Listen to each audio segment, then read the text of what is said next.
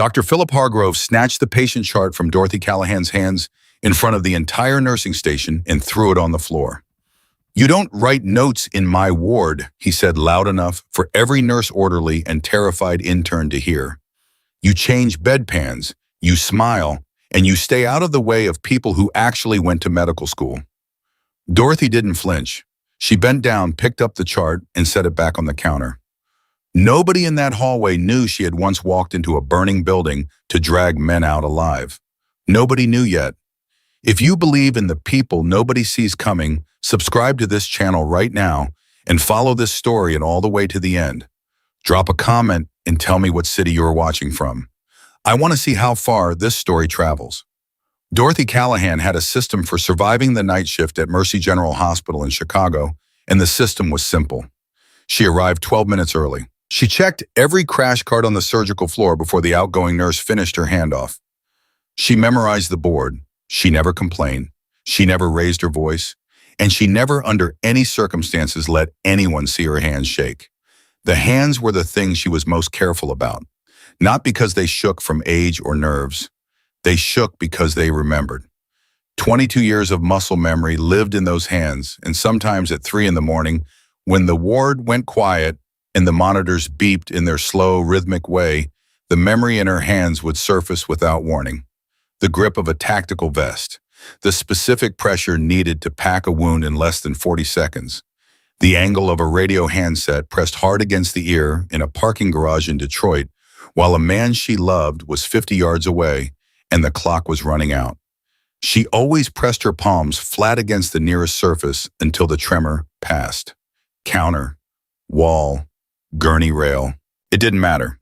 Flat and still. That was the rule. Dorothy Callahan, 56 years old, night shift, charge nurse, Mercy General, Chicago. That was the whole of her as far as anyone in this building was concerned. Priya Santos was 26, fresh out of Northwestern's nursing program, and she had decided within her first week that Dorothy Callahan was the most competent and most inexplicably underutilized person in the entire hospital. Priya followed her around the floor the way a graduate student follows a professor they can't quite figure out. Not annoying, just watchful. "He threw it on the floor," Priya said that evening, falling into step beside Dorothy as they moved toward the medication room. "He literally threw your chart on the floor, in front of everyone." "I noticed," Dorothy said. "Are you going to file a complaint?" "No." "Dot, you caught a potassium imbalance that his resident missed by 3 full points. That patient could have coded." "The patient didn't code," Dorothy said. "That's what matters. It matters that he humiliated you." Dorothy stopped walking. She turned and looked at Priya with an expression that was not unkind, but carried a weight that made the younger woman go still. "Priya, in this building I am a night shift nurse with a community college degree and orthopedic shoes. That is what I am. Dr. Hargrove is the medical director. He has admitting privileges, department authority, and the ear of every administrator on this floor. I flagged the potassium. The resident corrected it. The patient is fine." She paused. "Pick your battles. Pick them carefully, and never pick one you can't win." Priya opened her mouth, closed it. Then quietly, "What battles can you win?" Dorothy almost smiled. "More than you'd think. Come on, room 408 needs his evening meds." The shift had been running normally until 9:47, which was the moment the red line on the weather alert on the break room television turned from orange to purple and the meteorologist stopped smiling. Dorothy had checked the weather 3 times that day. The blizzard had been tracking north of the city for 72 hours, and 3 times the models had shifted it south. Now it had stopped shifting. A polar system, hard and ancient, was dropping straight down the spine of Lake Michigan, and the city of Chicago was directly underneath it. Wind advisory, ice accumulation, travel ban effective midnight. She went to the supply closet on the surgical floor and pulled 2 additional boxes of trauma dressings, a second bag of normal saline, and 4 tourniquets. She put them in the lower cabinet beneath the secondary crash cart behind the folded linens where nobody would look for them. Priya caught her coming out of the closet. "What are you doing?" "Restocking," Dorothy said. "We restocked at 6. "Then I'm being thorough." Priya looked at the cabinet. She looked at Dorothy. "You know something. I know a storm is coming, and the night crew is already calling in. Whatever walks through that door in the next 8 hours, we're handling it with whoever is left standing. That was when Dr. Hargrove came around the corner, tablet in hand, and stopped when he saw them both outside the supply closet. He had the particular energy of a man who considered the entire floor his personal domain, and Dorothy's presence in any corridor he hadn't specifically authorized always seemed to irritate him. Jenkins, he said, which was the wrong name. He had been calling her Jenkins for 3 months. Her badge said Callahan. She had stopped correcting him after the second week. Dr. Hargrove, she said, why is the secondary crash cart unlocked? I was checking the inventory. The morning shift logged the epinephrine at full stock, but we were 2 units short. That is not your responsibility. Cart checks are logged by the charge pharmacist. Yes, sir. So close it. Of course. She closed the cabinet, clicked the lock, turned back to him with the same flat patient expression she used for every interaction with this man, the expression that gave away nothing and cost nothing. Hargrove looked at her for a moment longer than necessary. He had the look of someone who suspected he was being managed but couldn't prove it. Then he turned to Priya. Santos, room 412 is requesting a sleep aid. See to it. He walked away without waiting for confirmation. Priya watched him go. How do you do that? She whispered. Do what? Just stand there and take it. Dorothy picked up her chart folder from the top of the cart. Because I'm not standing there taking it, she said quietly. I'm standing there learning everything I need to know about him. She walked toward the nursing station. Come on.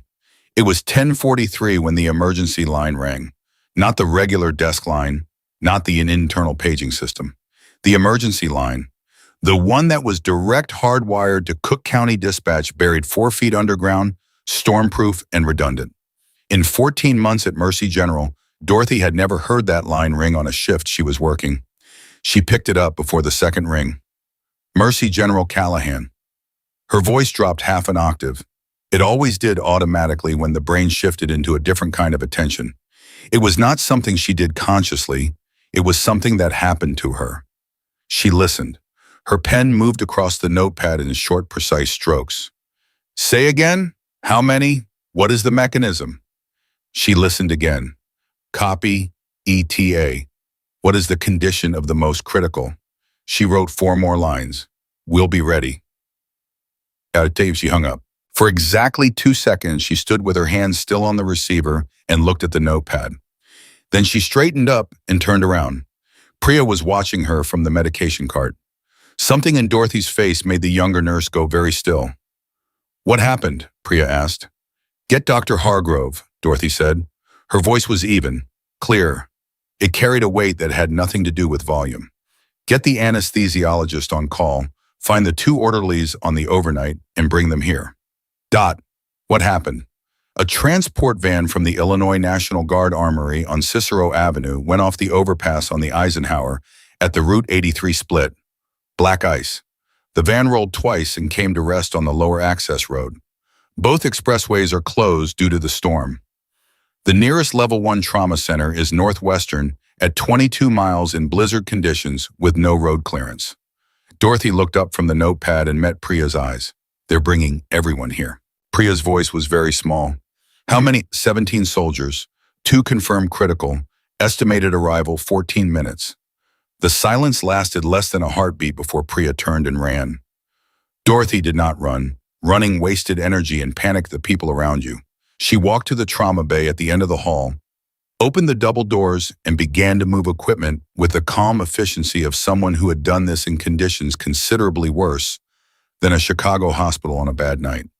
She checked the airway cart. She checked the defibrillator charge. She pulled the intubation tray and set it at the top left corner of the supply station, which was where her hands would go first without needing to think about it. She was checking the chest tube kit when Hargrove came through the door. He was still holding his tablet. He had the expression of a man who had been interrupted and was not happy about it and was prepared to explain at length why he was not happy about it. Callahan, what is the emergency page? 17 guard soldiers incoming from the Eisenhower overpass accident. 14 minutes, possibly less. 2 confirmed critical others, unknown status. We need to open both trauma bays, call the surgical team in, if they can get through the storm, and stage the hallway for overflow. Hargrove stared at her. 17. Yes.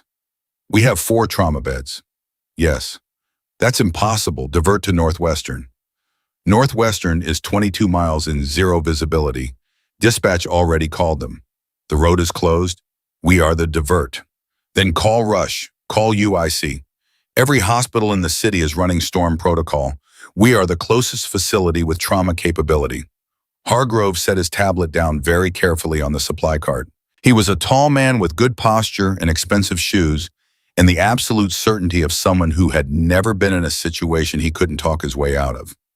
Dorothy watched him process the math. She watched him run the numbers. She watched something shift behind his eyes when the numbers didn't come out the way he needed them to. I need to call the chief of surgery, he said. The landlines are down on the north side of the building. Cell service is spotty. You can try, but you may not get through. Then I'll use the administrator's line. Dr. Hargrove, Dorothy kept her voice level. You have approximately 11 minutes. The administrator's line will not change how many people are coming through that door. He looked at her. She looked at him.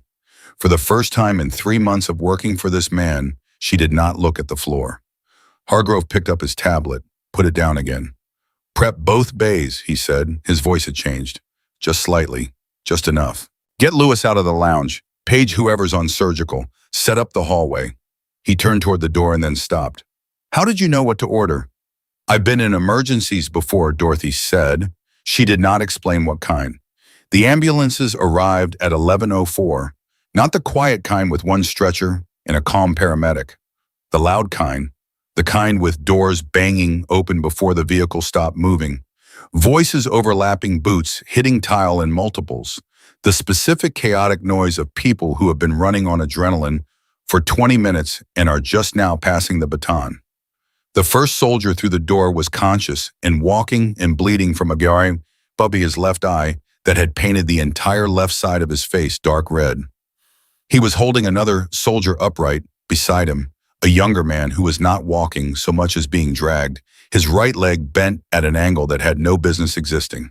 Behind them came the paramedics, 2 stretchers at a run, then 3 more soldiers helping each other, then 2 more stretchers, then people Dorothy couldn't immediately count because they were all moving and talking at once. Priya made a sound that was not quite a word. Dorothy moved. She stepped into the center of the incoming flow, the way someone steps into a current they've been swimming against for years. She did not raise her voice above what was necessary. She did not gesture wildly. She spoke in short declarative sentences, and she did not stop moving while she spoke. Walking wounded left wall, sit down. Don't argue, sit down. You. She pointed to the paramedic at the head of the first stretcher. Bay 1 now. Tell me his airway status while you move. She turned to the second stretcher. What's his pressure? She didn't wait more than 2 seconds for an answer before she was already pulling on gloves and assessing for herself. She pointed to Priya. Bay 2, get me a pressure cuff and a pulse ox. Move. Priya moved. The 2 orderlies, a man named Calvin and a younger one named Troy, stood frozen near the supply station until Dorothy said, without looking at either of them, Calvin, you're on compression. Anyone bleeding bright arterial red, your knee goes on it until I get there. Troy, I need you moving stretchers. Anything on wheels, you push it where I point. They moved. Hargrove was at the door of Bay 1. He was looking at the soldier on the first stretcher. He was looking at the one in the hallway. He was looking at the 3 on the floor because there were no more beds. Dorothy could see the exact moment when the volume of the situation exceeded his ability to sequence it. She had seen that look before. In a very different building, in a very different city, on a very different night. The look had a name. She didn't say the name out loud. She walked to him. She spoke quietly directly into his space. The worst airway is in Bay 1. You need to be in Bay 1. There are 17 people, he said. His voice was flat, almost distant. Yes, and the one in Bay 1 dies in the next 4 minutes if you're not in there right now. After that one, there's another, and then another. One at a time, Dr. Hargrove. Just one at a time. She watched his eyes come back into focus. Bay 1, he said. Yes, go. He went. Dorothy turned back to the room. She looked at 16 people in various states of injury distributed across 4 beds, 2 stretchers, and the cold tile floor of the Mercy General Trauma hallway. She looked at Priya, who was 26 years old and doing her best and was approximately 45 seconds from coming apart at the seams. She looked at Calvin and Troy, who were doing exactly what she told them, and nothing else because they didn't know what else there was. She picked up the triage tags from the disaster kit. Red, yellow, green, black. Priya, she said. Priya looked at her. You know your colors. Priya swallowed hard, then she nodded. Then let's work, Dorothy said. She went to the first Alger on the floor. Young, maybe 22. His breathing was wrong. Not the wrong of pain or fear, but the wrong of a chest that wasn't moving the way a chest is supposed to move. She put her stethoscope on the left side. Silence. She looked at his neck. The trachea had shifted. She knew what that meant before she finished looking. She looked at Bay 1 where Hargrove was working. She looked at the clock. She looked at the soldier's lips, which were the color of a winter sky right before the snow starts.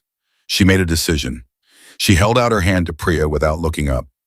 14-gauge angiocath, she said. Priya's breath caught. Dot, that's a needle decompression. That's not, I know what it is, hand it to me. You could lose your license. You could go to Priya. Her voice was not unkind. It was simply certain in a way that left no room for argument. He is going to die in the next 90 seconds. Hand me the needle. A pause. A very long pause that was probably 3 seconds and felt like a year. Then the package was in her hand. Dorothy found the second intercostal space with her fingers. She'd done this by feel before. She'd done it in moving vehicles in darkness, in rooms where the walls were not walls. Under fluorescent lights with a full tray of supplies was the closest thing to luxury this procedure had ever felt like. Hang on, soldier, she said quietly. This is going to sting. She pushed the needle in. The sound was unmistakable.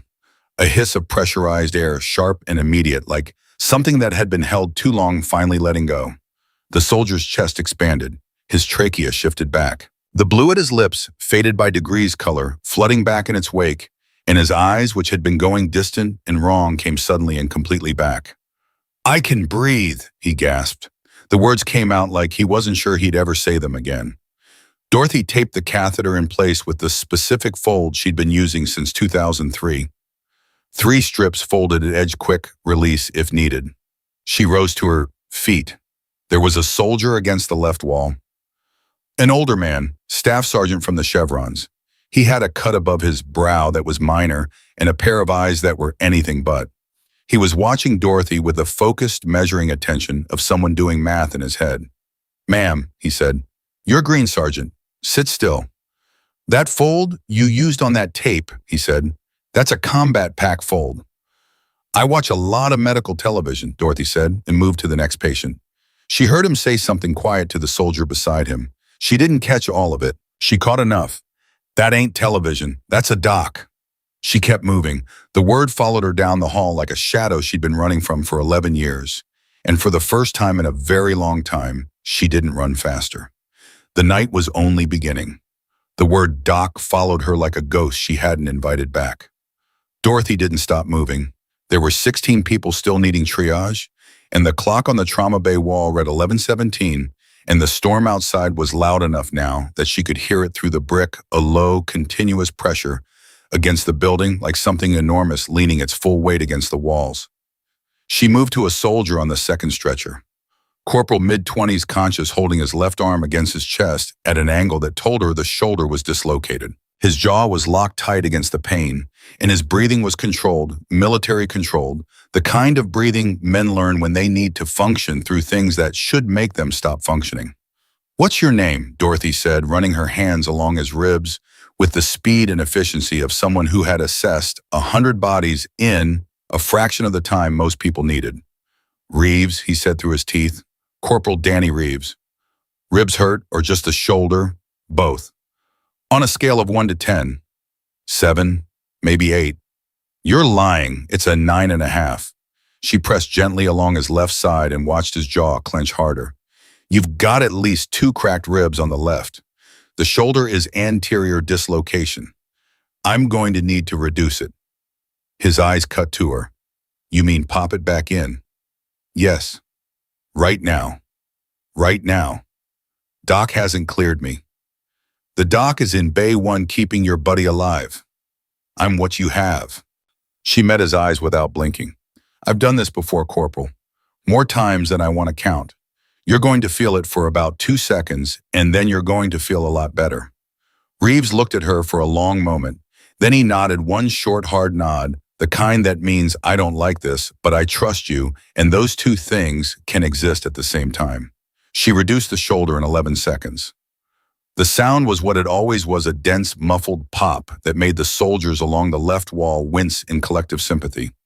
Reeves sucked one sharp breath through his nose and then exhaled slow and long, and his entire upper body dropped 2 inches as the tension left it. Okay, he said. His voice was different, looser. Okay, that's better. Green tag, Dorothy said to Priya, who was moving along the wall with the triage kit. Sling and observe. Priya tagged Reeves and moved on. She was doing better than Dorothy expected. The initial tremor in her hands was still there, but it had shifted character, less fear and more adrenaline, which was a different thing entirely and considerably more useful. 11:22. 40 minutes since the call came in. Dorothy moved to a soldier on the floor near the supply station. Private Young barely looked old enough to have finished basic. He was conscious and talking, which was good, but he was talking too fast, and his skin was the color of old wax, which was not. He had a field dressing on his left thigh, applied tight and correct. Someone in that van had known what they were doing, but the dressing had bled through, and the bleeding had not stopped. Hey, Dorothy said, dropping to one knee beside him. Look at me. Right here. What's your name? Hutchins, he said. Aaron Hutchins. Private first class. I'm fine. I'm totally fine. I just need... Aaron. She said his first name deliberately. It pulled people back. Aaron, look at my hand. She held up 2 fingers. How many? 2. Good. Who's your sergeant? Staff Sergeant Cobb. He's over there. He started to turn his head.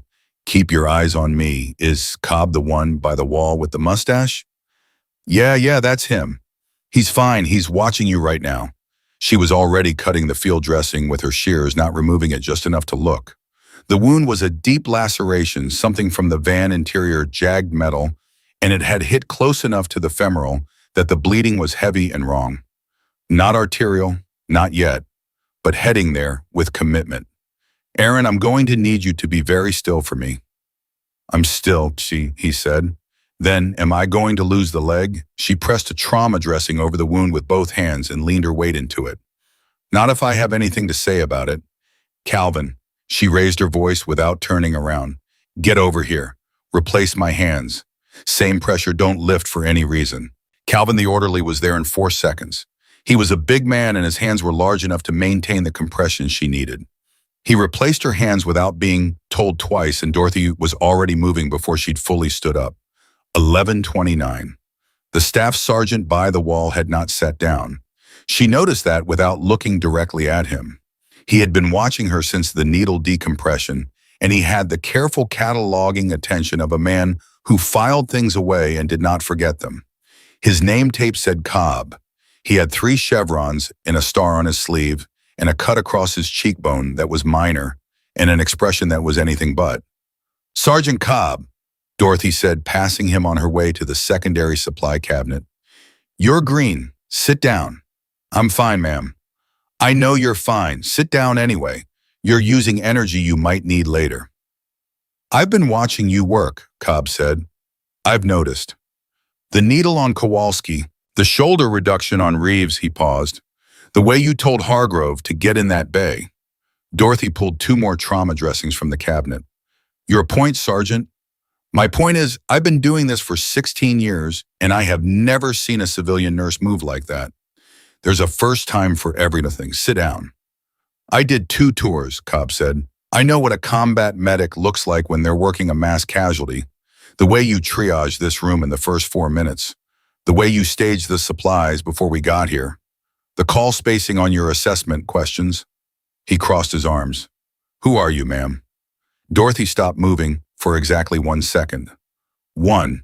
Then she turned and looked at him with an expression that was utterly calm and completely unreadable. I'm the nurse who is keeping your soldiers alive tonight, Sergeant. That's who I am. Now please sit down before I triage you differently. Cobb sat down. He didn't stop watching her. 11:34. The golden hour was bleeding out alongside the patients. Priya appeared at Dorothy's elbow, clipboard pressed to her chest, her face doing the thing it did when she was about to say something Dorothy wasn't going to like. We have a problem. Which one? Blood bank. Priya's voice dropped to a near whisper. We're out of O negative. Completely. The storm delayed the Tuesday delivery, and we were already running low from the weekend trauma cases. We have 2 units of O positive and 3 units of A positive, and that is everything. Dorothy went still, not the stillness of shock, the stillness of a brain moving very fast through a very small set of options. Hutchins on the floor with ephemeral adjacent laceration needed volume. The soldier in Bay 1 who Hargrove was working on needed volume. At least 2 of the others were going to need volume before the night was over. 2 units of O positive and 3 of A positive was not volume. That was a gesture. Saline, Dorothy asked. 6 liters left. Colloids. 1 bag of albumin. Dorothy looked at the room. 17 soldiers, walking blood banks.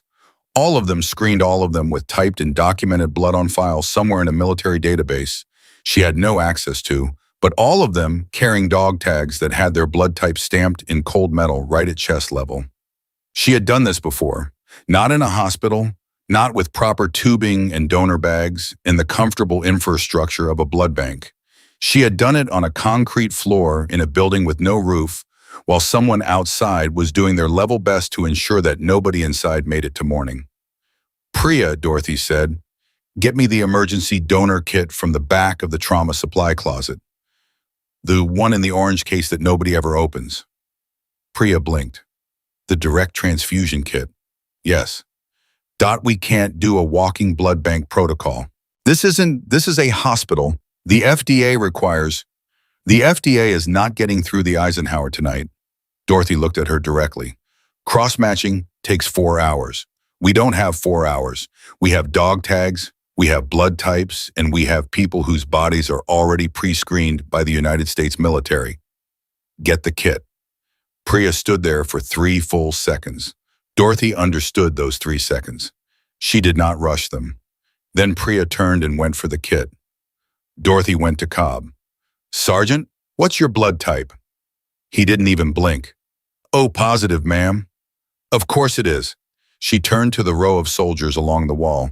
I need everyone to pull your dog tags out and hold them where I can see them. Right now. Don't make me ask twice. Tags came out. 16 sets of them, aluminum and chain, held up by men who didn't know exactly what was happening, but understood that this woman had earned the right to ask them for things without explaining herself first. Dorothy read the room in 40 seconds. She had 4 O positives, 2 O negatives, 5 A positives, 3 B positives, and 2 A positives. She did the matching in her head before Priya had returned with the kit. Here's what we're doing, Dorothy said loudly enough for the whole room to hear. 4 of you are going to give blood directly to the men who need it most. You're going to sit next to them, you're going to yiffle up your sleeves, and you're going to do what soldiers do. This is voluntary. I won't order it, but I will tell you that without it, 2 of your people in those beds have a very bad night ahead. There was no hesitation, not even a moment of it. 3 of the 4 O positive soldiers stood up before she'd finished the sentence. The 4th was already pulling up his sleeve. Cobb looked at Dorothy. His expression had shifted entirely. The calculation was gone. What replaced it was something older and quieter. Recognition. Tell me where you need me, ma'am.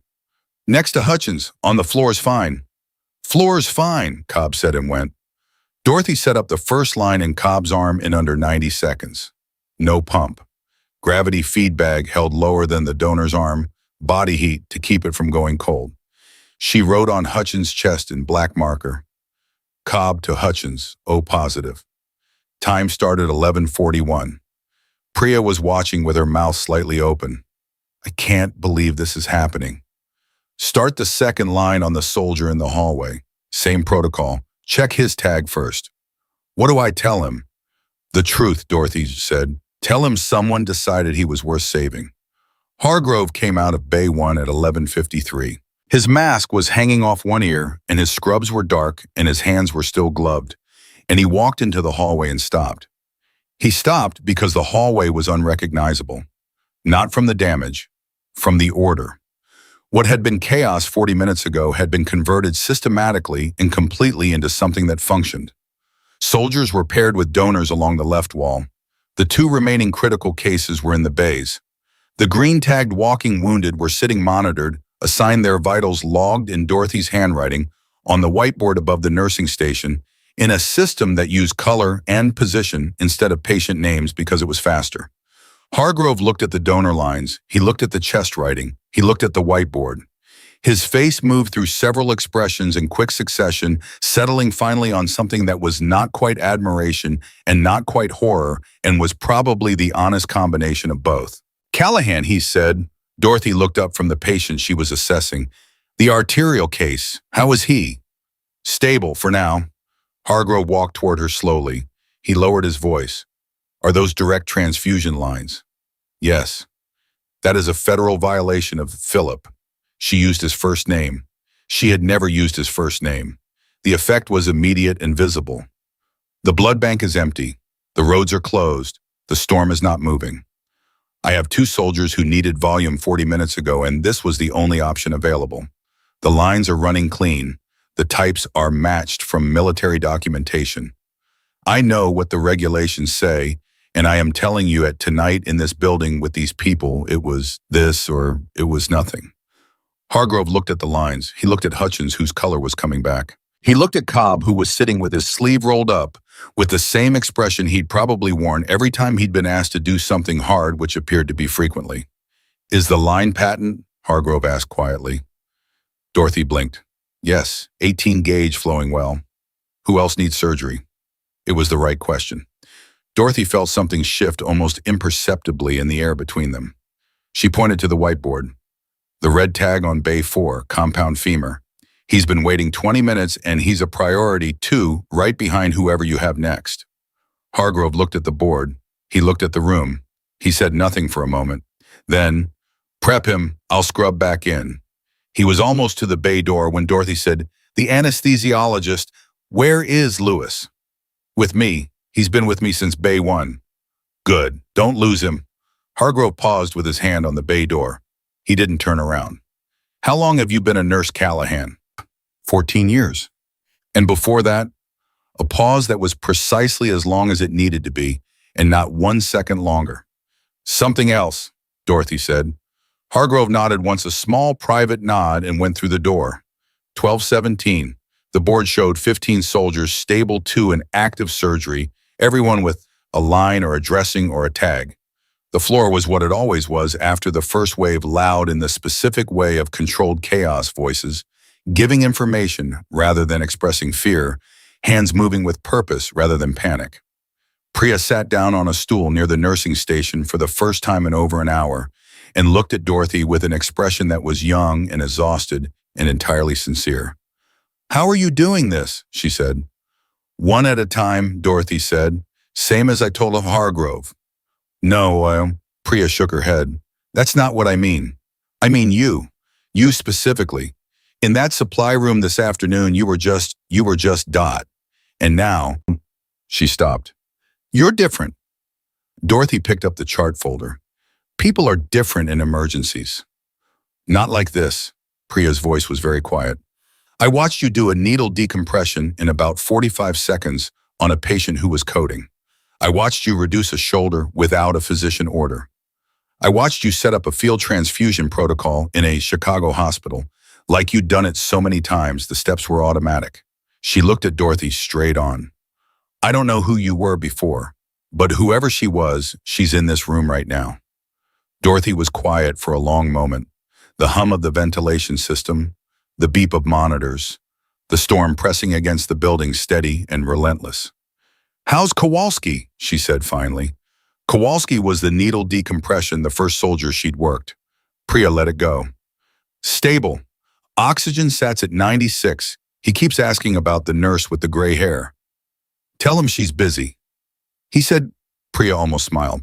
He said to tell you he's never been happier to have someone stab him. Dorothy felt something pull at the corner of her mouth. It surprised her. Get his pressure again in 15 minutes. She was moving back toward the board when she heard it. Not a crash, not an alarm, something quieter and more wrong. A change in the breathing pattern of the soldier in Bay 3, a man named Agent Marcus Webb, who had been logged on intake as a civilian attached to the guard transport, no rank, no dog tags, private identification.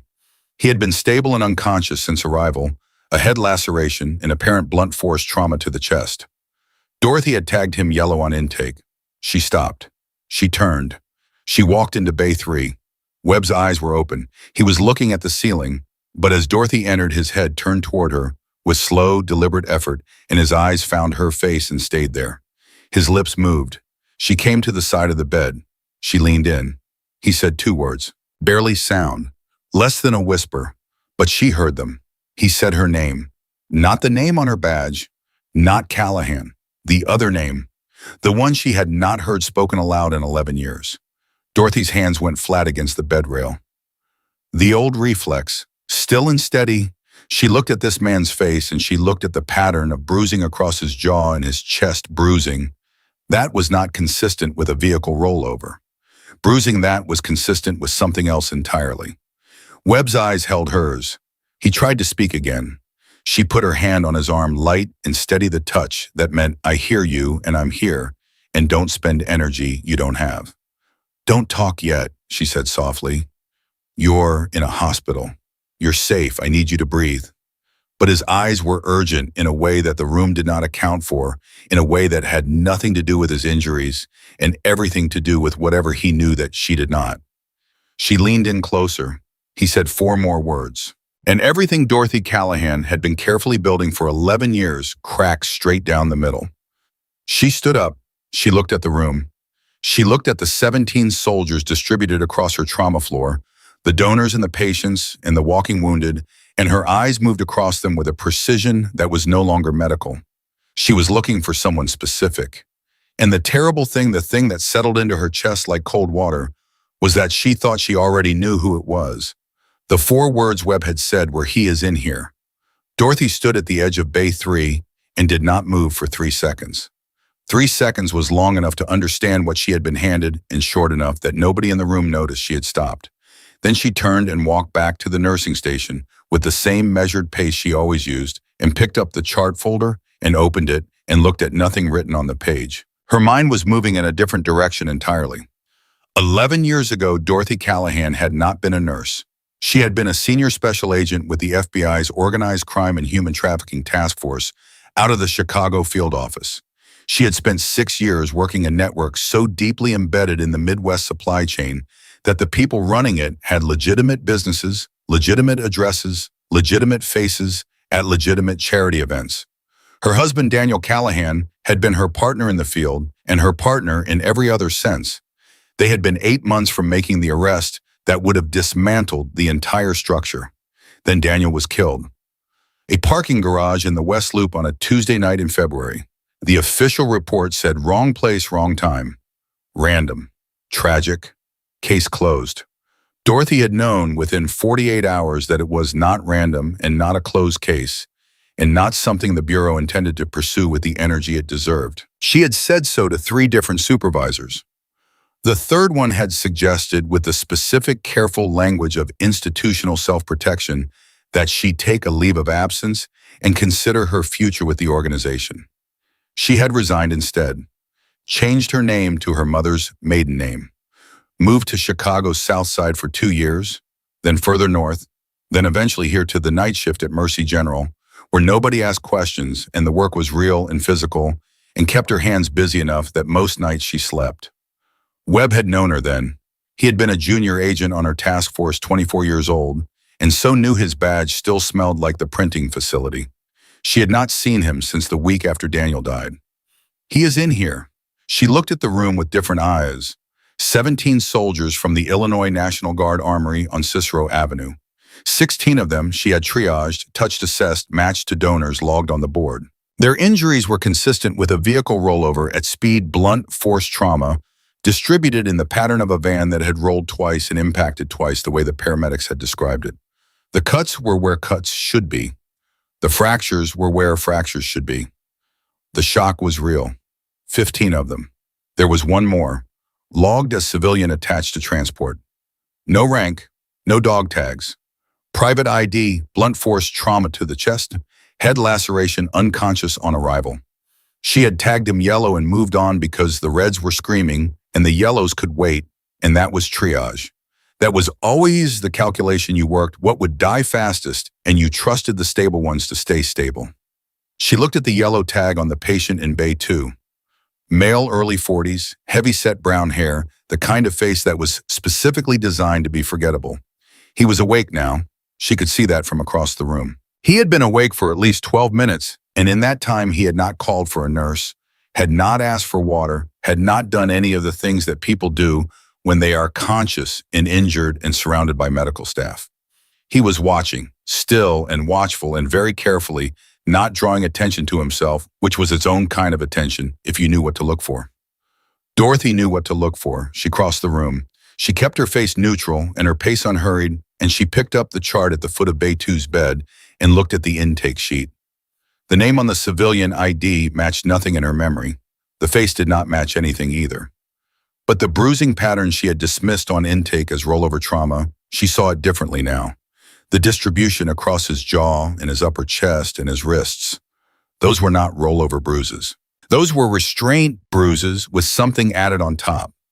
Something that said this man had been in someone else's custody before he ended up in the back of a National Guard transport van, and the restraint marks had been partially obscured by the genuine trauma of the accident.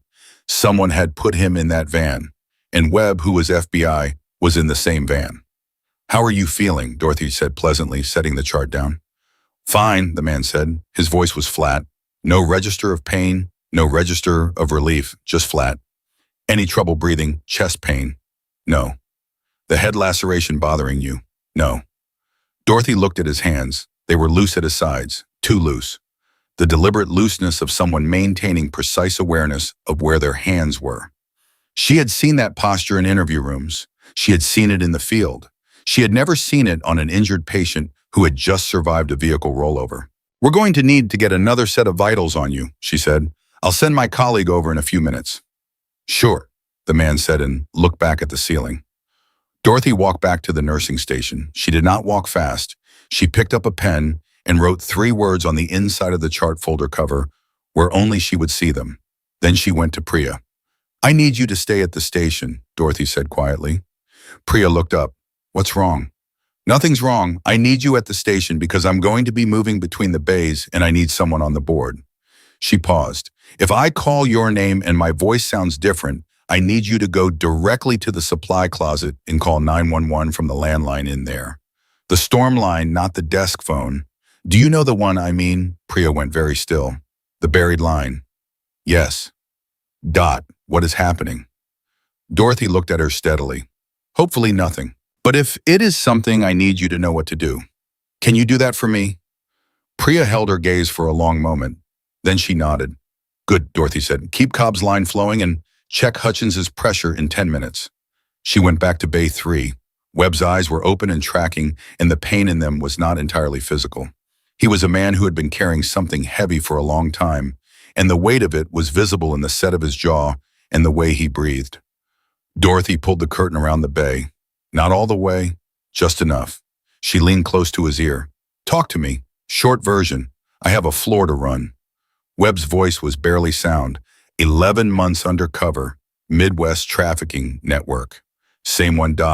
Same organization. He paused to manage the pain. "We got the structure. We got the money trail. We got 17 witnesses in protective custody ready to testify. The arrest was 48 hours out." Another pause. Someone moved the timeline. 3 nights ago, the safe house was hit. 2 agents down, witnesses scattered. I was grabbed. Dorothy kept her face still. "How did you end up in the van?" "Guard transport was my extraction. Somebody burned my cover before extraction completed. The grab happened en route." His jaw tightened. "The man who ordered the hit on Daniel, the man who burned my cover, the man who runs the network. He was in federal custody in transit, and now he's in your trauma bay." Dorothy looked at the curtain. Behind it was a room full of injured soldiers and one man with deliberately loose hands and a face designed to be forgettable. He has a weapon, Webb said. Left ankle. I saw him reach for it before the crash. He's waiting for contact from outside. Someone is coming. Dorothy looked at the clock on the bay wall. 12:41. The storm was not breaking.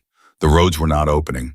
Whoever was coming through a blizzard, which meant they were motivated and they had equipment and they were not going to be stopped by weather. Is there backup coming? She asked. I called it in before they grabbed me, but in this storm. His eyes told her what he didn't say out loud. How much time do we have? I don't know. An hour, maybe less. Dorothy straightened up. She looked at her hands, flat on the bed rail, still and steady. Then she pushed off the rail and looked at Webb directly. You need fluids and you need to stay conscious. I'm going to hang a line on you and I need you to stay awake and keep your eyes on that curtain. What are you going to do? Dorothy pulled on fresh gloves. I'm going to take care of my patients, she said, all of them. She came out of the curtain and found Sergeant Cobb watching her from his chair beside Hutchins. His arm was still in the donor line and the color was better in Hutchins' face. And Cobb's eyes were on Dorothy with the quality of attention she had been trying to avoid since she'd first seen him against the wall. She sat down on the empty chair beside him. She picked up Hutchins's chart and reviewed it for something to look at that wasn't Cobb's face. How do you feel? She said to Hutchins. Warmer, Hutchins said. His voice was steadier. A lot warmer. Good. Keep still. Ma'am, Cobb said. Sergeant, you went into that bay and pulled the curtain, and whatever that man said to you changed your face. Dorothy set the chart down. She looked at Cobb. He was not a man who embellished or dramatized. He was the kind of man who said the exact thing he meant and expected the same in return. I need to ask you something, she said quietly, and I need you to answer me straight. Always. If I told you that one of the people in this room was not what he appeared to be, and that there was a possibility of a threat developing inside this building in the next hour, how many of your men could I count on to follow direction? Cobb did not blink. He did not look around the room. He just looked at her. All of them. Every last one. They're injured. Ma'am, his voice was patient and precise. I have men in this room who ran towards a rollover to pull their brothers out of a burning van. Injured is a relative term. Dorothy held his gaze. She made a decision. She had made faster decisions with less information in worse conditions, and she had learned to trust the calculation when it was clear. The man in Bay 2, civilian intake, brown hair, 40s heavy set, he has a weapon on his left ankle. He is not a civilian, and he is not a victim, and he is very probably expecting company tonight. Cobb processed that in approximately 2 seconds. What do you need? I need him isolated without alerting him that he's been made. I need eyes on that bay door, and I need someone near the ambulance bay entrance who can tell me if any vehicle approaches that is not National Guard or emergency services. Reeves, Cobb said immediately. His shoulders reduced. He's mobile. He doesn't look like he's doing anything but standing around. I'll put him at the entrance, he paused. And the Bay 2 problem. That one I'm handling myself. With respect, ma'am, you're a nurse. Dorothy looked at him, the look that gave away everything and was also, she knew, probably overdue. You've been watching me all night, Sergeant. You already know I'm not just a nurse. Stop pretending you don't. Cobb was quiet for a long moment. The monitor beside Hutchins beeped in its steady rhythm. The storm pressed against the building, and then Cobb said simply and without drama, No, ma'am, I suppose you're not. Can you get up without pulling the line? Tell me when.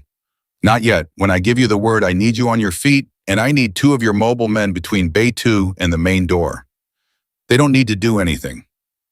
They just need to be there. Understood. Dorothy stood. She went to the medication cart, opened it with her badge, and stood with her back to the room. Her hands moved over the contents of the top drawer. She was not looking for medication. She was looking at what she had that was useful in a different way, the things that most people in a hospital never thought of as anything other than medical equipment. A large bore needle, a heavy saline bag, the crash cart's defibrillator paddles, which were external, but whose charge was enough to stop someone in their tracks. She noted their positions. She noted the distance. She noted what was between her and Bay 2 and how many seconds it would take to close it at different speeds. Then she walked back toward Bay 2. She pushed aside the curtain of Bay 3 as she passed and said to Webb quietly, "Does he know what I look like?" Webb's eyes moved to the curtain of Bay 2. "I don't think so. You were never public." "Okay." She pulled Webb's curtain further closed. "Stay down and stay quiet." She walked into Bay 2. The man had not moved from his position, still unwatchful, still performing unconscious in his own particular way. His eyes went to Dorothy the way a predator's eyes go to motion, not with fear, just with calculation. "I need to update your vitals," Dorothy said pleasantly. She picked up the blood pressure cuff from the hook at the head of the bed. She moved around to his right side, which put the bed between her and his left ankle. "This will just take a second." "You already did vitals," the man said. "We do them every 30 minutes on yellow tags. It's protocol." She wrapped the cuff around his arm. She pumped it slowly, watching the gauge. His pressure was 120/80. Nothing wrong with him. Nothing wrong at all. "The storm's really something tonight," Dorothy said, her voice even and conversational. "Yeah," the man said. "You were lucky, being in that van." "Yeah." "Although it's funny," Dorothy said, releasing the cuff slowly, "those people who've been in a rollover can't wait to talk about it. The adrenaline, the fear, they just pour it out. You haven't said a word about the accident. Not since you woke up." The room temperature did not change. The monitors beeped. The storm pressed. But she felt him shift, just slightly, the weight redistribution of a man considering options. "I was unconscious," he said. "Of course," Dorothy said. She made a note on the chart. Then she said without looking up, "You should know the ankle holster makes a specific kind of impression through thin hospital blankets. I've been looking at it since I walked in." The shift was immediate. His right hand moved first, which told her he was right-handed, which she had already assumed. She stepped back and to the left in the same motion, using the bed frame as a barrier, and brought the heavy metal chart clipboard down on his right wrist before his fingers closed on what he was reaching for. The crack of the impact was sharp and clear. He sucked a hard breath through his teeth. His left hand went for the ankle. She grabbed his left wrist with both hands and she bent it backward and inward with the specific application of wrist lock mechanics that the FBI's defensive tactics instructors had drilled into her over 200 classroom hours. And the man stopped moving because the pain of the alternative was not acceptable. "Don't," Dorothy said. Her voice was very quiet, completely level, the command voice in its lowest register. "I will break it. I've done it before and I know exactly how, and it heals badly. Don't." He went still. "Good choice," Dorothy said. She had him flat on the bed with a trowed arm pinned and her knee across his left in 10 seconds. She pulled the ankle holster free with her right hand and put it in the deep pocket of her scrub top. She put her weight on his chest and spoke directly into his face. "The Federal Bureau of Investigation knows you're in this building. There is a special agent 40 feet from this room who has been building a case against your network for 11 months. The roads are closed, the storm is not breaking, and you have exactly nowhere to go." She paused. "And whoever you were expecting tonight is not going to make it through this blizzard." His eyes were cold, and they were calculating, and they were not afraid, which told her he had been in rooms like this before. But she had been in more. "You don't know who I am," he said. "No," Dorothy agreed. "Not yet, but we have all night." She stood up and stepped back. She looked through the gap in the curtain. Cobb was on his feet. 2 soldiers were positioned exactly where she needed them. Neither of them looking directly at Bay 2, both of them angled right. Reeves was near the ambulance bay entrance. Priya was at the nursing station with both hands visible and her face turned away. Dorothy looked back at the man on the bed. "If you yell, if you move, if you do anything other than lie there and breathe, Sergeant Cobb is going to walk through that curtain, and I promise you he is not going to be as gentle as I was." She pulled the curtain closed. She walked to the nursing station. She sat down on the stool. She opened the chart folder and looked at the 3 words she had written on the inside cover. She looked at them for a long time. Then she looked at the clock. 1:04 in the morning. The storm was still running. The soldiers were still breathing. Webb was awake and alive and 40 feet away. And the man who had ordered her husband's death was zip-tied to a bed rail in Bay 2 with his own ankle holster in her pocket. She reached under the nursing station desk to the secondary phone panel. The one with the buried storm line. The one Priya didn't know she'd already tried twice. She picked it up. This time it had a dial tone. She dialed without hesitation. The number she had not dialed in 11 years, which she had never once forgotten. It rang twice. A voice answered, clipped and professional, and midnight alert in the way of people whose phones never go to voicemail. Chicago Field Office. This is Senior Special Agent Dorothy Callahan, she said. Badge number 741 Alpha Niner. I am currently at Mercy General Hospital on Harrison Street. I have a federal prisoner in custody and an injured agent requiring immediate extraction. I need whatever you can get through this storm. A pause. Agent Callahan, the voice said. We have been looking for you for 11 years. Dorothy closed her eyes, opened them. I know, she said. I'll explain later. Right now I need backup. How fast can you move? The Chicago Field Office said they could have a unit at Mercy General in 90 minutes if the plow crews could clear the Harrison Street approach. 90 minutes was not fast enough, and Dorothy knew, and the agent on the other end of the line knew it too, but it was what the storm allowed, and so it was what they had. She hung up. She sat for a moment with her hand on the receiver. 90 minutes. She looked at the clock, 1:07. That meant backup arrived at 2:37 at the earliest, assuming the plows moved without incident and assuming the storm cooperated, assuming a dozen things that storms in Chicago winters had no obligation to cooperate with. She stood up. She went back to work. Priya intercepted her at the medication cart with the expression of someone who had been holding a question in their chest for 20 minutes and was no longer physically capable of containing it. Dot, the man in Bay 2, what did you do? His vitals are updated, Dorothy said. Dot. His chart is current, his pressure is stable, and he is resting comfortably. Dorothy. Priya used the full name for the first time in 14 months of working together, and the effect was immediate. Dorothy stopped. She turned. She looked at the younger woman and saw something in her face that was not fear exactly. It was the look of someone who understood that the ground had shifted and needed to understand by how much. He is secured, Dorothy said quietly. He is not going anywhere. And in approximately 90 minutes, people who are equipped to deal with him are going to walk through that door. The FBI, Priya said. Dorothy did not answer, which was his own kind of answer. Priya pressed her lips together. She breathed through her nose. Then she said with the remarkable pragmatism of someone who had spent 14 months watching Dorothy Callahan operate under conditions that should have broken her. Okay, what do you need me to do? Keep the board current, keep the donor lines monitored. If Hutchins's pressure drops below 90 systolic, you page me regardless of what I'm doing. And if anyone comes through that ambulance bay door who is not wearing a uniform or showing federal credentials, you go to the supply closet and you do not come out. Priya nodded. Once hard, the kind of nod that means I heard you and I will do it, and I am terrified, but I am not leaving. Good, Dorothy said. You're doing well, Priya. You've been doing well all night. Priya opened her mouth, closed it. Then quietly, I had a good teacher. Dorothy went back to the board, 122. The floor was in the particular state that comes after the first wave of a mass casualty when the immediate crisis has been managed and the bodies have been stabilized and the adrenaline is converting itself into fatigue slowly and without mercy. The soldiers along the left wall were quieter. The ones in the bays were mostly sleeping, the deep unconscious sleep of people whose bodies have decided that enough has happened for one night. The donor lines were running. The monitors were beeping in their steady way. She checked each patient in order.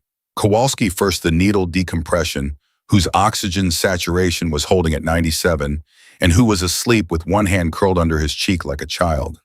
Reeves, the shoulder reduction, who was awake and watching the ambulance bay entrance from his position near the wall with the disciplined stillnesses of a soldier given a task. Hutchins, whose color had improved measurably since Cobb's blood started running, whose pressure was at 94 systolic and climbing. Cobb himself was watching her from his chair.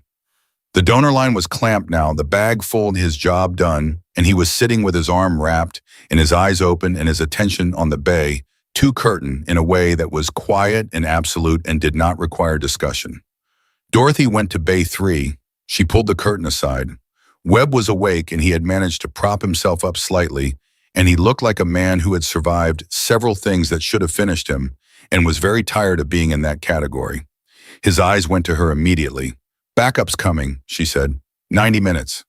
His jaw tightened slightly. "How's the prisoner?" "Secured. Ankle piece is in my pocket.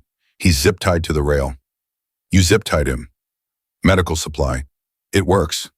Webb looked at her for a long moment. Something moved across his face. Not quite gratitude, which would have been too simple.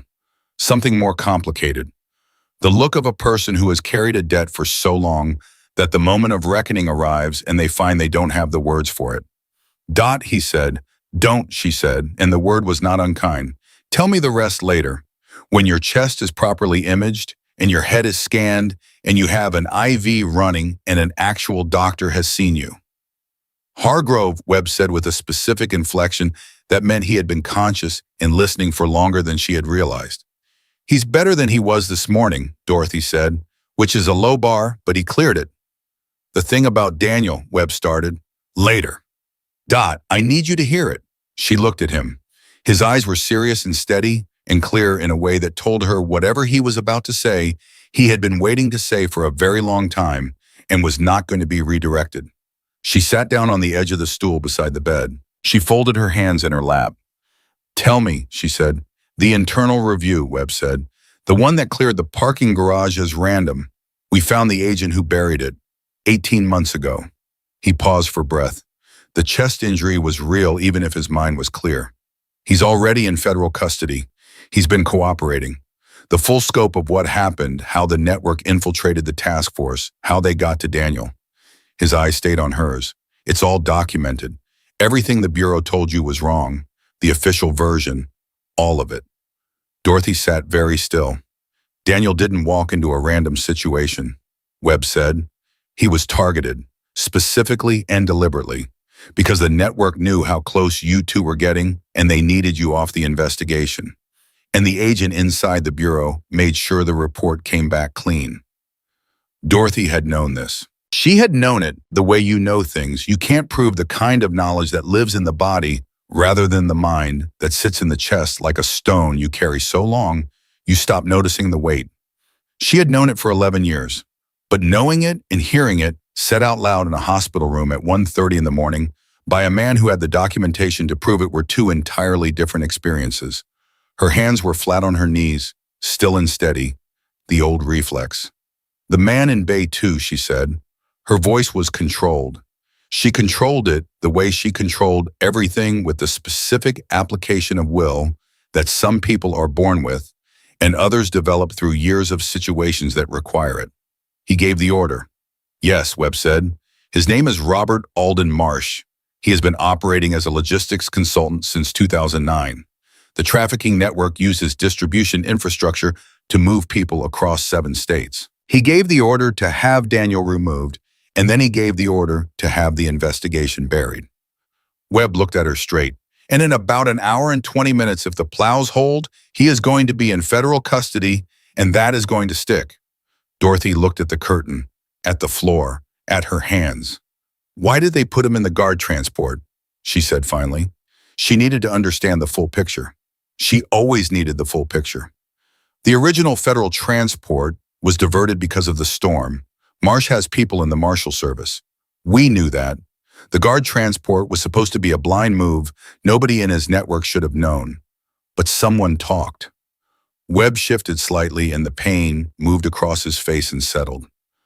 "The crash wasn't an accident." Dorothy looked up. "They crashed the van deliberately." "I believe so. If Marsh died in the accident, he couldn't testify. If I died, the case loses its primary agent. The driver took the turn too hard on an icy overpass, and the physics did the rest." He paused.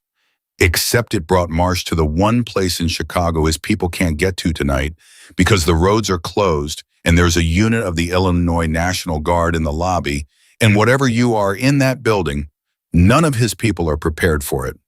Dorothy absorbed this. She filed it in the place where she filed things that were important and required later processing. Then she stood up. "Rest," she said. "I'll check you in 20 minutes. Dot." She stopped at the curtain. "You saved all these men tonight," Webb said. "The soldiers. That mattered. That was real regardless of everything else." She looked at the curtain and said nothing for a moment. Then, So did you.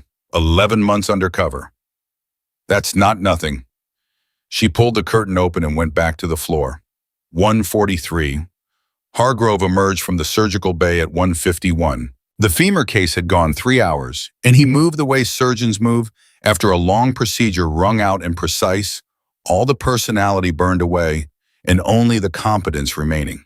He pulled his mask off and looked at the board and looked at the room, and then he looked at Dorothy. She was at the nursing station updating the chart logs. She did not look up immediately. When she did, she met his eyes. Hargrove walked to the station. He stood on the other side of the counter from her and said nothing for a moment. He looked at the donor line logs she had written in black marker on the board. He looked at the chart entries. He looked at the bay, 2 curtain which was closed, which was different from how it had been when he went into surgery. The civilian in bay 2, he said. Secured, Dorothy said. Secured as in medically stable. Secured as in restrained and awaiting federal law enforcement. Hargrove looked at her. He set his mask on the counter. He was quiet for a long time. In the quiet, the storm pressed against the building, and the monitors beeped, and somewhere down the hall, soldier coughed once and went back to sleep. "Who are you?" Hargrove said, not the way he had asked it before 3 months of casual dismissal built into a rhetorical question. He asked it the way a person asks something when they actually want to know the answer. Dorothy considered him. She had been considering him all night in the margins of everything else. He was not a good man in the sense of being kind or humble or even usually decent to the people beneath him in the institutional hierarchy. But he was a good surgeon. He had performed under conditions tonight that most of his colleagues would not have managed, and he had not walked away when it counted. And he had told her she'd done good work, which had cost him something, and he had paid it anyway. "My name is Dorothy Callahan," she said. "I was a senior special agent with the FBI for 8 years. My husband was my partner, and he was killed 11 years ago by the network I was investigating. I resigned, changed my name, and became a nurse." She paused. "Tonight I have treated 17 injured soldiers, performed 2 procedures that are outside my nursing scope, restrained a federal prisoner, and coordinated a direct transfusion protocol that is almost certainly going to result in a lengthy conversation with the hospital administration." Hargrove absorbed this. He picked up his mask and set it down again. "The procedures," he said. "The needle decompression and the shoulder reduction." "Yes. Both indicated. Both performed correctly based on what I can see in the charts." "Yes. And the prisoner in Bay 2 has been secured since approximately 1 in the morning. Federal backup is approximately 45 minutes out." Hargrove pressed his hand flat on the counter. He looked at it, he looked at Dorothy. "If I had known," he said, and then stopped. "You would have what?" Dorothy said, not unkindly, genuinely curious. Hargrove was quiet. "Then honestly, I don't know. I like to think I would have been different." He looked at the room, at the soldiers sleeping at Cobb, against the wall at Priya, updating the board with the careful attention of someone who has learned in a single night what some people never learn. "The chart you flagged this afternoon, the potassium imbalance." "Yes. You were right. The resident caught it because you flagged it." He looked at the floor. "I threw the chart on the floor." Dorothy said nothing. "That was wrong," Hargrove said. The words came out with the effort of someone who did not say this particular phrase often and found it uncomfortable and was saying it anyway. "I was wrong." "Yes," Dorothy said, "you were." He looked up at that. She thought he might bristle. Instead, something shifted in his face, loosening the expression of a man who has been braced against a wind that just stopped. "The administration is going to have significant concerns about tonight," he said. "Briggs is already aware the blood bank was depleted. When she sees the rest of the chart logs in the morning." "I know," Dorothy said. "I want to be clear," Hargrove said. He straightened up. He used the voice he used in the operating room, the one that had no equivocation in it. "I was in that surgical bay, and I was not available. The decisions you made in this room tonight were made by the most qualified person present under emergency conditions with no viable alternatives. That is what I intend to say to Briggs and to anyone else who asks, including the hospital board, including whoever wants to discuss the procedural irregularities." Dorothy looked at him for a long moment. "You'd say that?" "I'd say that because it's true." He held her gaze. "And because I watched you run this floor tonight, and I am not going to pretend I didn't. 2:17, 40 minutes to backup. Priya called from the board. Dot, Hutchins pressure. Dorothy moved. Hutchins's systolic had dropped to 88. She checked his dressing. The femoral adjacent laceration had not reopened, but he was depleted and the single donor unit was not going to be sufficient. She looked at his chart. She looked at the blood type. She looked at the board. Cobb, she said. Cobb was already looking at her. Yes, ma'am. One more unit, if you're willing. Already rolling up my sleeve, Cobb said.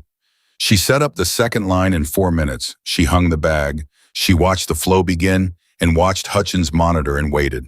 The systolic ticked up slowly. 89, 91, 94. You're stubborn, she told Hutchins. Yes, ma'am, Hutchins said without opening his eyes. That's not a criticism. She heard it at 2:29. Not rotors this time. Engines, big ones, diesel, the sound of vehicles equipped for serious weather roving with serious purpose up the Harrison Street approach. Reeves straightened from his position at the ambulance bay. He turned toward Dorothy and gave a single nod. That's them, Dorothy said. She went to Bay 3. She pulled the curtain. Webb, they're here. Webb opened his eyes. He had been drifting but not sleeping the way injured people drift when they're holding themselves conscious through will.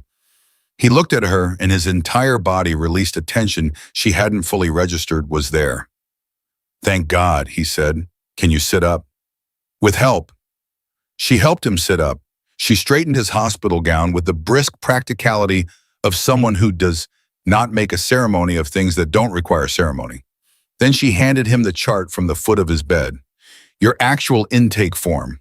I backdated the vitals correctly and noted the true mechanism of injury. You'll want that for your report. He took it. He looked at her. Dot. I know, she said. He's going to prison, Webb said. Marsh, the case is solid. It is going to stick. I know, she said again. Daniel is going to get justice. The word hit differently than she expected. Not like a wound, like a key in a lock that has been rusted shut for a very long time. She felt it turn in her chest, slow and real, and the thing that had been held closed behind it began incrementally and carefully to open. She pressed her lips together. She nodded once. Then she said, Let's get you to the agents. You can walk me through the rest after you've had a real physician look at your chest. The ambulance bay doors opened at 2:33. 4 FBI agents in full tactical gear came through. First, followed by 2 U.S. Marshals, followed by a team of paramedics, followed by a woman in a wool coat and federal credentials, who introduced herself as Special Agent in Charge, Patricia Morrow, Chicago Field Office. Morrow was 50 trim gray at the temples, and she looked at the trauma floor of Mercy General Hospital, at the soldiers in the donor lines and the board, and the man in the surgical scrubs leaning against the nursing station, and then her eyes found Dorothy. She walked directly to her. She stopped 2 feet away. She looked at Dorothy's badge. Callahan, RN. Agent Callahan, she said. Not an agent, Dorothy said. Not anymore. No, Morrow said. Not for 11 years. She looked at the Bay 2 curtain where 2 of her agents were already moving. But the man behind that curtain is. You called it in. You secured him. You kept this floor running all night. She tilted her head slightly. That sounds like agent work to me. It sounds like nurse work to me, Dorothy said. Morrow's expression shifted slightly. Not a smile exactly, something more considered.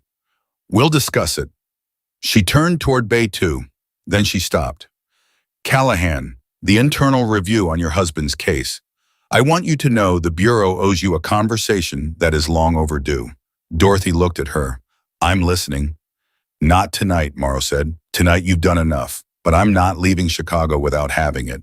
She met Dorothy's eyes. He was a good agent. He deserved better from us. You both did. Dorothy held the SAC's gaze. The storm pressed against the building. The monitors beeped. Down the hall, she could hear the quiet voices of federal agents processing a prisoner who had spent 11 years beyond the reach of the people looking for him. Yes, Dorothy said. We did. Morrow nodded once and walked toward Bay 2. Dorothy turned back to the board. 17 soldiers. 15 stable, 2 in recovery, all of them alive. She picked up the chart folder. She updated the 3 entries she had not been able to update during the last hour. She wrote the times correctly and the interventions correctly, and she signed her name at the bottom of each entry the way she always did. Dorothy Callahan RN Hargrove appeared beside her. He was holding 2 cups of coffee. He held one out. She took it without looking away from the board. "Is it over?" he asked. She thought about the question, about all the things it might mean and all the things it did not encompass. About 11 years of a life built on the premise that the woman she had been was safer buried. About 18 wounded men who were alive because the burial hadn't been complete enough. About a man in a hospital bay who was finally going to answer for the thing he had done to a person she had loved. "The hard part," she said. "Yes. And the rest." She picked up the pen. She looked at the board. There were still vitals to monitor lines to check a pressure on Hutchins that needed watching for the next 3 hours. A soldier in Bay 1 who would need his dressing change at 6 and 17 charts to complete before the morning shift arrived. "The rest," Dorothy said, "is just work." She capped the pen. She went back to her patients. The morning came the way mornings come after the worst nights of your life, quietly and without ceremony, the light arriving whether you were ready for it or not. At 5:47, the first gray edge of dawn pressed against the frost-rimmed windows of Mercy General's trauma floor. Dorothy noticed it without stopping what she was doing, which was checking the dressing on Private Kowalski's chest for the 3rd time in 2 hours. The catheter was holding. His oxygen saturation had not dropped below 96 since she'd placed the needle. His color was good. His breathing was the slow, unconscious rhythm of genuine sleep. She stood up. She rolled her neck once, feeling the vertebrae shift and settle. She had been on her feet for 9 hours and 40 minutes.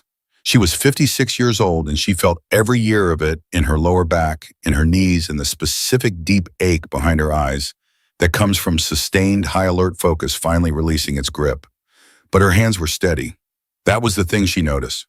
Her hands, which had trembled against every countertop and gurney rail for 11 years, were completely still.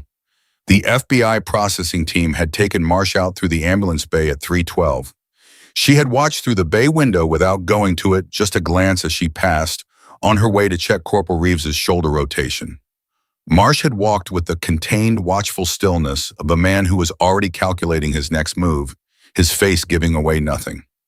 She had looked at that face for 5 full seconds. She had felt the things she expected to feel, the old familiar weight of grief and fury, and the specific impotence of loss, but underneath it, running against the grain of all those years of carrying, it was something she had not expected. Relief, clean and simple and profound. The kind that only comes when something that has been unfinished for a very long time is finally irrevocably done. She had turned back to her patients. Priya was at the nursing station when Dorothy returned from Kowalski's Bay, updating the board with the morning vitals in the careful, precise handwriting she had developed over the last 9 hours. The handwriting of someone who has learned in a single night that the chart is not paperwork, it is the record of what you did and why and whether it mattered. She looked up when Dorothy sat down on the stool beside her. 6 soldiers are cleared for transport, Priya said. The guard has 2 buses in the lot. They can move when we say. Not Hutchins, Dorothy said. Not yet. His pressure needs to hold above 95 systolic for 2 more hours before I'm comfortable with transport. Cobb already told the transport team that, Priya said. He said, and I'm quoting, that nobody moves until the doc says so. Dorothy looked at the board. Cobb had started calling her doc somewhere around 3 in the morning, and she had stopped correcting him somewhere around 3:15. What about Webb? The FBI medical team is handling him. They have a vehicle equipped for patient transport. Agent Morrow said they were waiting on you. Priya paused. She's been waiting for about 40 minutes, actually. She keeps looking over here. Dorothy looked toward the corridor where SAC Morrow was standing with 2 agents, a paper cup of coffee in her hand, her posture the professional patience of a woman who is accustomed to waiting for things that were worth waiting for. When Morrow caught Dorothy's eyes, she gave a small nod that was not a summons. It was an acknowledgement. Whenever you're ready. Dorothy updated 2 more chart entries. Then she capped the pen and stood up. She walked to Morrow. The SAC waited until Dorothy reached her before she spoke, which was a specific kind of respect that Dorothy registered and filed away. We're taking Webb to Northwestern for full imaging, Morrow said. His chest needs a proper scan, and we want him stable before we debrief him. That's going to take a few days. She paused. But I want to have the conversation with you first, before I leave. Here, Dorothy said. Here is fine. They stood in the corridor while the hospital woke up around them, the first sounds of the day shift arriving, filtering through from the far end of the building, the distant percussion of a facility returning to its ordinary rhythms. The internal review on Daniel's case, Morrow said. I want to walk you through what we found. All of it, not the version that was filed in 2013. The actual truth. She looked at Dorothy steadily. The agent who buried the investigation was a man named Garrett Cross. He had been on the network's payroll since 2010. He identified Daniel as the primary threat to the operation and communicated that to Marsh. Cross is currently serving 22 years in a federal facility in Tennessee. He gave a full accounting of his role in Daniel's death 18 months ago as part of his plea agreement. Dorothy listened. She kept her face still and her breathing even, and she listened to every word. Daniel knew he was being targeted, Morrow continued. We found his field notes in a safety deposit box in Evanston. His lawyer had instructions to open it if anything happened to him. He had documented the leak inside the task force, and he was 2 days from going to the Inspector General's office. She paused. He didn't walk into that parking garage blind. He went there to meet at someone he thought could corroborate what he had. The meeting was a setup by Cross. Dorothy looked at the floor. She looked at her hands. He knew, she said. Not a question. Not quite. He knew someone inside was compromised. He didn't know who. He was trying to find out the right way through the right channels. Morrow's voice was quiet but precise. Your husband was trying to protect the investigation and protect his people, and he ran out of time. That is not a failure. That is what it is when someone good is fighting something that has more resources than they do. Dorothy looked up. Her jaw was tight and her eyes were clear. He should have told me. Yes, Morrow said without softening it. He probably should have. That is something I can't give you back. The honesty of it landed cleanly.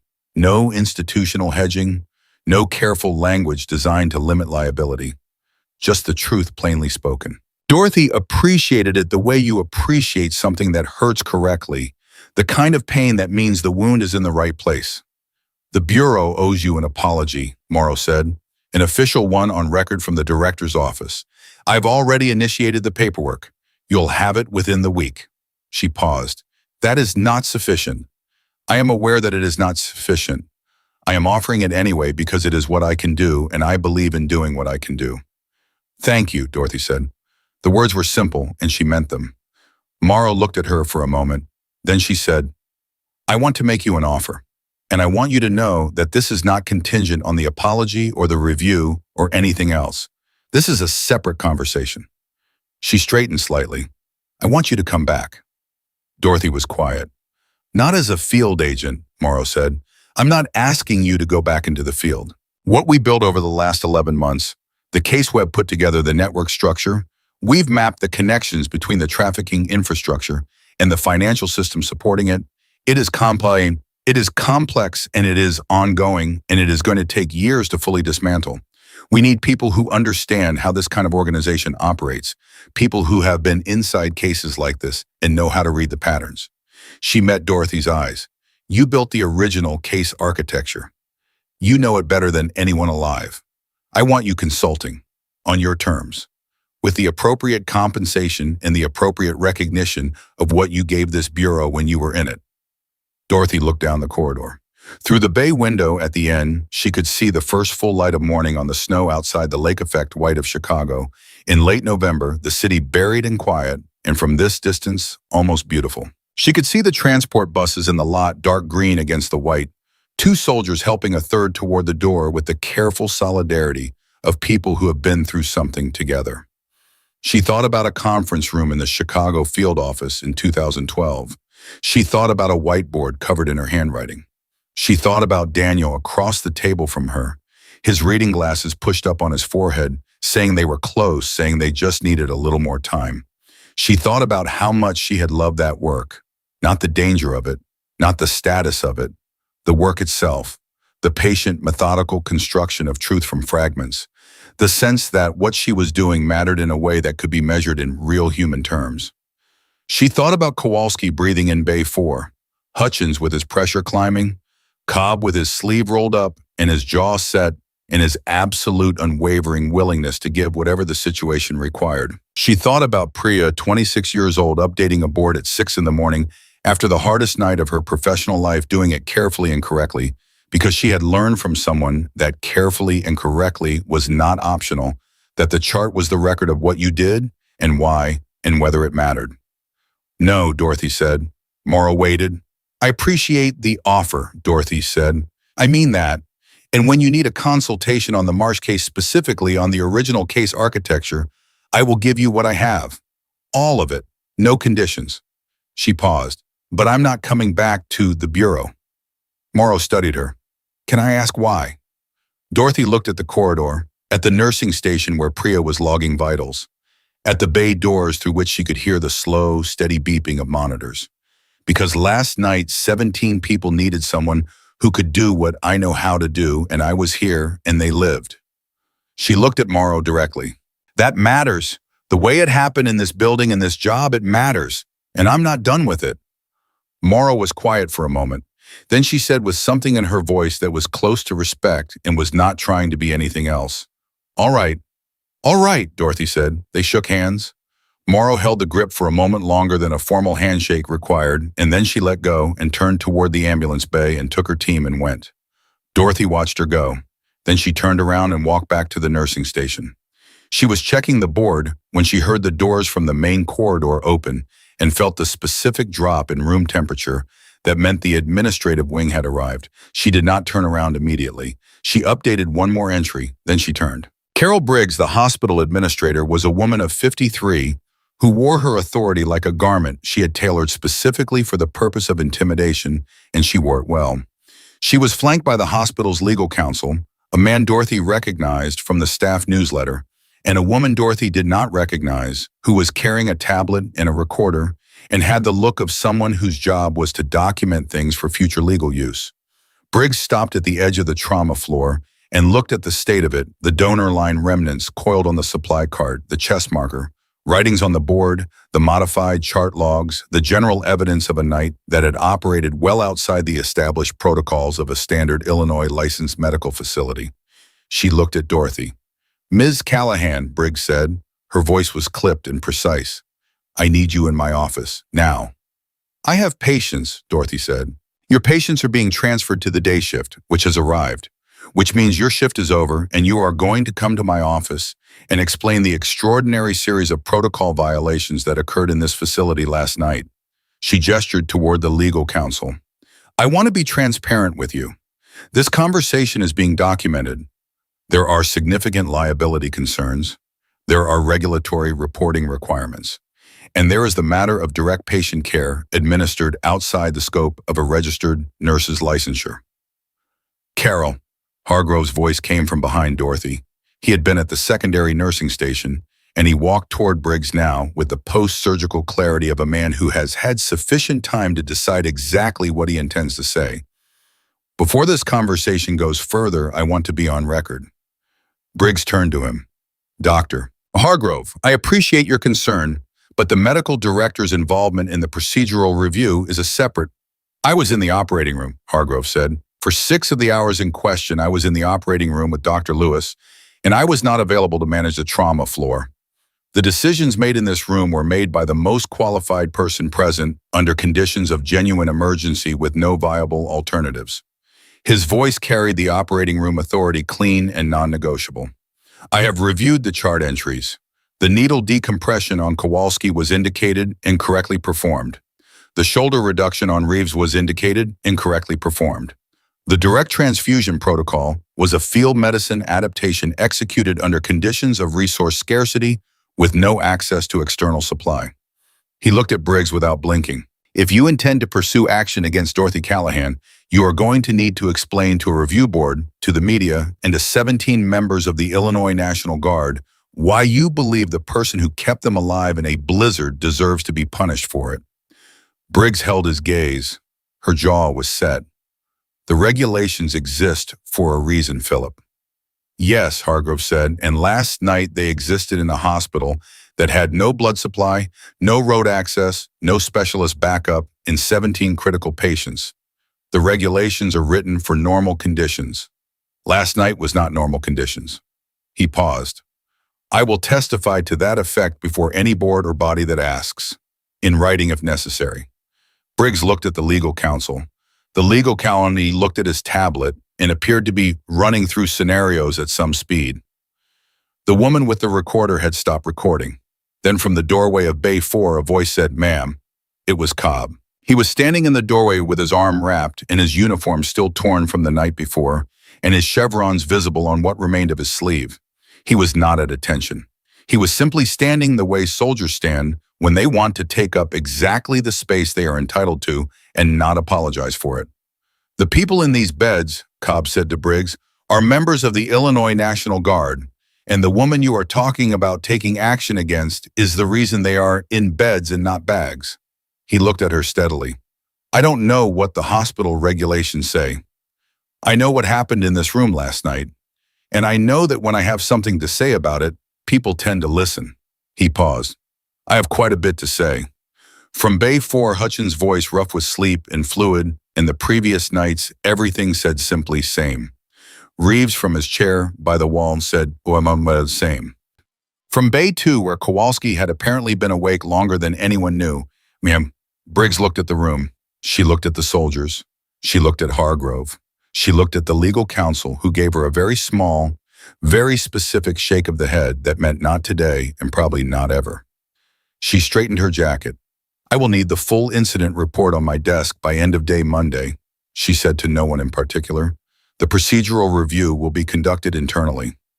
She turned and walked back toward the main corridor, the legal counsel beside her, the woman with the recorder 3 steps behind. The door closed. The room let out a collective breath. Priya made a sound that was not quite a laugh and not quite a psh, and was probably the only sound that accurately represented the emotional state of everyone present at 6:42 in the morning after a night like that one. Hargrove looked at Dorothy. Dorothy looked at Hargrove. The incident report, he said. I'll have it done by Friday, she said. I'll co-sign it. You don't have to do that. I'm aware. He picked up his coffee from the counter. He looked at it, found it cold, set it back down. The trauma lid position. I meant what I said. The pay is better, and you get to tell me when I'm wrong officially, rather than just in the supply closet where nobody can hear it. Dorothy looked at the board. 17 names, 17 sets of vitals trending in the right direction. A board that told the story of a night that should not have been survivable, and was. She thought about the question Priya had asked her hours ago, about what battles you could win. She had said more than you think. She had meant it as a deflection. Standing here now, she understood it was the most honest thing she had said in 11 years. She went to the nursing station. She opened the top drawer. She took out her ID badge, the one that read Callahan RN. The badge she had nearly let Briggs take from her 6 months ago when a scheduling conflict had made Hargrove angry, and angry Hargrove had suggested she was surplus. She turned it over in her hands. Then she looked up at Hargrove. I'll take the position, she said, on one condition. Name it.